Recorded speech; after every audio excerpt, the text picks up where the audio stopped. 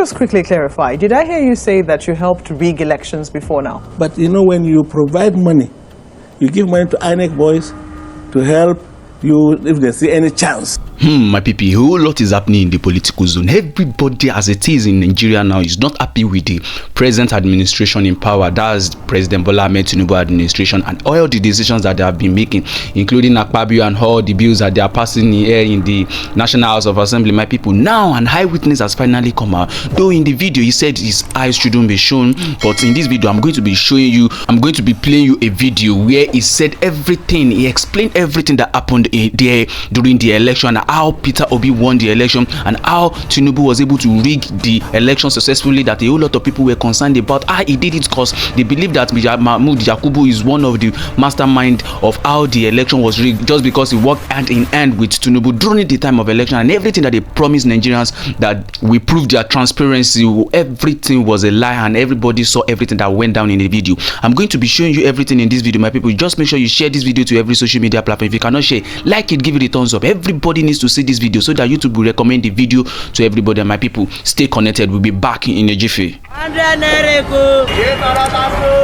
to Lagos TV show. The whole of crime scene It's happening in the street again. the center of political news, celebrity gossip, religious gossip, and happiness in the society. Join us, the voice of Africa.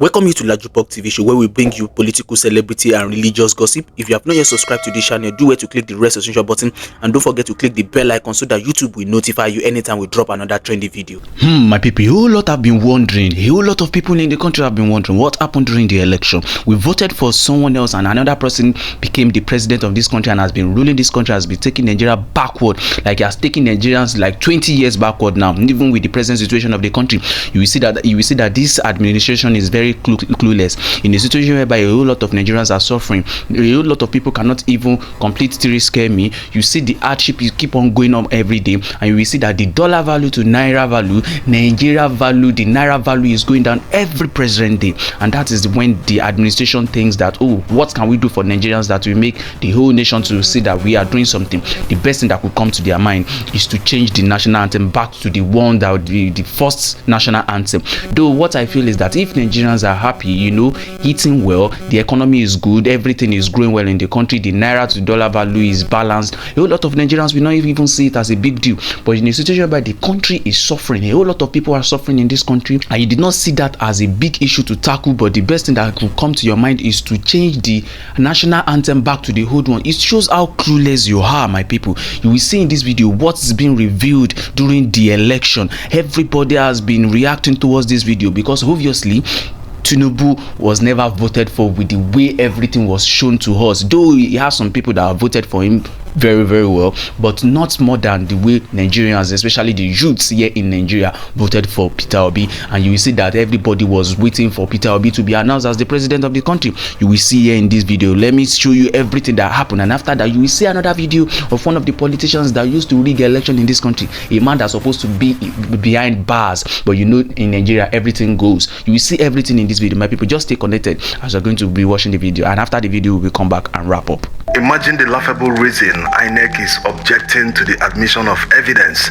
These are certified true copies that they themselves gave to Labour Party legal team, and they are objecting to them being admitted in court as evidence after the judge shut the INEC lawyer down by telling him to respect the rule of the court, because all parties have agreed not to object to all documents that are certified true copies being tendered in court. Whatever reasons that they have for objecting to the tendering of certified true copies that they themselves gave to Labour Party cannot hold water in the eyes of the law. Of course, the reaction of the presiding judge shows that it was an exercise in futility. Now, one of the reasons that INEC used the word strange in objecting to the tendering of the evidence in court was because they said that Peter Obi and the Labour Party did not list all these states in their petition. The fact that the Labour Party listed only Rivers, Lagos, Taraba, Benue, Adamawa and a total of 10 states does not in any way mean that they will not contest the election in other states of Nigeria. In fact, number 11 on the petition has other states of the federation. Does it mean that INEC Council no longer knows the meaning of other states of the Federation? Is this another case of wrong interpretation by INEC? They couldn't interpret "and" in the Constitution, that's talking about the 25% requirement in the FCT, Abuja. Now the INEC Council cannot even understand what other states of the Federation means. This is a presidential election, and the candidate in the said election reserves the right to contest the election in court, and he has the right to contest the election in any location in Nigeria. The fact that P2B and the Labour Party did not list all the states they will contest the presidential election results in isn't binding on them. Even if it is binding, number 11, other states of the Federation, covers every state in Nigeria. So it's either the INEC guys are playing games or they have run out of telling lies, because when one tells a lie, he will need to tell a second one to cover the first one. When the second one is about to be discovered, he will need to tell a patch-up, to cover the second and the first ones. And up till the time they will now run out of telling lies, which will happen in court. Because the certified true copies of Form EC8As that INEC gave to the Labour Party legal team that have now been admitted in court as evidence, like in the other video where we explained the probate value of Form EC8As in election disputes. In the eyes of the law, when a candidate brings to court certified true copies of Form EC8As from INEC, there is no room for technicality, because these are the results that INEC themselves released. These are the results in the eyes of the law that INEC looked at and calculated and collated before they announced the results. So when a candidate tenders this kind of evidence in court, it is highly unlikely that the candidate will lose the court battle. So INEC and the APC are aware of this. That's why INEC refused initially to even give the Labour Party legal team the required documents. But at the end, it seems like they've given them everything that they require, including the Beavers reports, though we still need confirmation from the Labour Party legal team. With the admission of INEC CTCs in court as evidence, it makes it easier for the judges to see what really happened during the election. How INEC collated results do not match polling unit results. There's no perfect crime. They left traces and clues. Are you going to accredit at the polling unit? We are going to the rank center. That is where the network is from. Go to the rank center. Please hold up. Now, let's make an illustration so that you understand what actually happened on election day. How INEC subverted the will of the people. How the collated results are quite different from polling unit results. When people troop out on election day, they are voting in a polling unit, and all polling units in a particular area are under a ward. A ward is like the headquarters. So you have 10s or 20s of polling units under a ward. When people finish voting and the votes are counted at the polling unit, the polling officer will take the result sheet to the headquarters of the ward. All of them receive training. They all know the locations of these wards. So when they assemble all the results from the particular ward at the ward headquarters, the INEC ward collation officer will tabulate all the results and collate them. For party A, he will write down the result, for party B, and so on and so forth. So it was at this level that they manufactured all the results. They wrote what they wanted, because it wasn't easy for them to do it at the polling unit. Of course, in many cases, the police aided thugs of many parties to chase away other party members so that they will not be able to see what was going on. So at the ward level, they wrote results. They didn't want to know. They didn't want to know if it tallied, it matched, no calculation was done, no collation. They just wrote what they wanted. Then, after the ward collation, all wards come under a local government area. They know the local government headquarters. This is where the collation for the local government happens. So all ward collation officers will now move to the local government, where they will collate the results for the entire local government area. At this level was where they perpetrated massive rigging. In fact, in many cases, before the INEC officers arrived at the local government headquarters, the results were already written. Like in the case of OBI'S local government area. They waited to see the result of others before they submitted that one. And remember, the same thing would have happened in Port Harcourt local government area. This lady was the lady that refused. She was the INEC returning officer for this local government. During the election, people were saying that she was offered 30 million naira to write the results, but she refused. So they concentrated at the ward collation level and the local government collation level to perpetrate massive rigging. So in most cases, when you see the declared results, they do not match the polling unit results. Of course, the Labour Party legal team must have done the collation by themselves to deliver to the judges. So they will now look and say, hey, these are results from INEC. So they can't even do calculation. They can't do subtraction and addition. How come the results don't match the declared results? And in cases where they do not have results, because INEC mentioned some time ago that they do not have results in some areas, maybe the Labour Party legal team would have added police copies, certified true copies from police. This will aid the judges in arriving at the legal votes. They don't even need to look at the political party copies.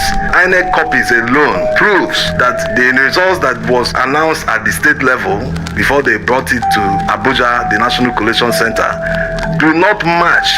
That when you calculate all the polling unit results, that they do not match.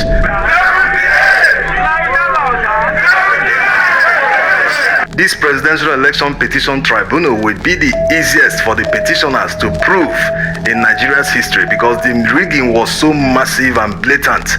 They didn't even bother to cover their tracks in any way. The only place the Labour Party legal team should watch out for is technicality. They are already showing that it is technicality that they are looking at to strike off the matter. That was the same reason Tinubu hired Bola Ahmed TINUBU, because he is good in technicality. Did I hear you say that you helped rig elections before now? Let me tell you one thing. Yes, I did, because I'm now confessing the truth. Look, what do I mean? I don't have to go and change election, but you know, when you provide money, you give money to INEC boys to help you if they see any chance that they should favor you. You provide money to the security. All our elections in the past, I've been in this game for about 40 years. And I tell you, each time, it's not necessarily when I'm contesting election, but when my party sponsors a candidate. I would like that candidate to win election. And what we used to do before, we make provision for INEC, we make provision for security, we make provision for even agents of other parties, you know, so that they will not, you know, raise any objection to whatever we are able to get. So whether I rig myself or not, by providing those resources, financial inducement to the officials, I am rigging election. Do you think that we can diminish or remove that influence as 2019 approaches? I believe so, because you see, if people are born again like me and they refuse to do it, if we, the players, unless we give before somebody will take, right? So don't give, and then we will not get a taker. We will not get a taker. Why you will not even ask me why am I thinking this way? Look, I am tired of being seen as a criminal in the streets of the world because we are a Nigerian. You know, you assume that everybody is an innocent human being until it's proven otherwise. But once you are outside this country with a green passport, and they see that you are a Nigerian, even if you are a pastor or you are an imam, they will assume that you are criminally minded or you have criminal tendencies just because of where you come from. That must change. I am tired of living in poverty in the midst of plenty. I cannot, even no matter how much you have, every day you see people coming to you, relations, friends, this and that. My wife has given birth, my mother is in the hospital, this and that, every day. But if everybody had enough to take care of himself or herself, they won't come bothering you to say, give me this, give me that. And I believe that we have the resources that people can live a decent life without being beggars to those who have. Just because we haven't gotten our own governance system right. So we need good governance, and good governance can only be provided by good people who are truly repentant, who actually are there to serve the people, who are concerned about the well-being of the people, being the primary concern of the well-being of the people. Then when we have that such leaders, I can tell you they will judiciously and prudently use our resources for the common good of everyone. Now you can see what this man is saying here in this video. After so many years of causing thousands of people pains, millions of people pains in Nigeria, now you are coming out to Nigerians to tell them that you wish that people can actually think the way you're thinking now, other politicians can think the way you're thinking now, that they should stop, that if they should stop giving, that people will stop collecting. And what about those people that will also ask? So in this kind of a situation, we have to stop giving, and also the people at the other hand need to stop collecting, stop receiving from these people. Don't just go out there and vote out your conscience. Vote what your conscience is telling you to vote. Vote what you feel like is right, because it's until we Nigerians start voting the right person, doing the right things that aligns with our conscience. That's when this country is going to grow. You could see what the eyewitness said in that video, all the evidences and everything. You see everything was nullified at the end of the day, my people. You could see that a lot of things are happening. President Bola Ahmed TINUBU is just a politician. He's good at politics, but he's not a good leader. He's not good at being a leader of the country. You could see everything that is happening in the country. The eyewitness exposed how Mahmoud Yakubu and all the INEC bodies and everything that they did in that video. And you see that this man even said a lot of things concerning the INEC. As far as the security, you can actually pay the security, to safeguard those people that are rigging the elections, so that a whole lot of people will not be able to see the time that they are performing their criminality, as at the time they are doing their shenanigans. Then they know that they are going to vote, they are going to rig the election to favor their person. It's not a must that the person that they are rigging the election for must be their personal person. As far as the person is from that party, then they are good to rig the election for such person. This is Nigeria. Such person should be behind bars, because it's obvious that through him a lot of people that always rig election in country can be exposed. A lot of people that rigs election that are involved in the INEC body can be exposed. Mahmoud Yakubu, the judiciary, everybody is inside the pocket of Tinubu. That's the reason why Tinubu has gotten to the post now. He does whatever he wishes to do. He does not even care about the livelihood of Nigeria. He doesn't even care that if this policy that is giving Nigerians, maybe he can sit well with them or not. Even though the policy cannot sit well with us, but at least a little bit adjustments should be able to be done by Nigeria. A whole lot of Nigerians are supposed to be able to shift and adjust, but this kind of adjustment. And another thing that I feel like is affecting Nigerians is we adjust to every situation. There is high time that Nigerians should stand up and speak for themselves. It's too much for Nigerians, because if they should say that fuel is 2,000 naira per liter today, Nigerians will adjust instead of them to protest. It is their right. A government without criticism is no government, because a lot of people believe that this government do not have the interest of people at heart. With what Akpabio and Yakub Mahmoud and President Bola Ahmed TINUBU are doing there in the government, a lot of Nigerians do not like it, my people. A whole lot of people are giving their reaction to this video, my people. Make sure you share your opinion at the comment section. Let us know what you feel about this video. A lot of people have been talking about President Bola Ahmed TINUBU, that what he has been doing as at the time he has gotten to the presidential post. A lot of people have been suffering. You see, a year in the seat, a year as the president of the country, everything is going downward. What should we now be expecting in the remaining years?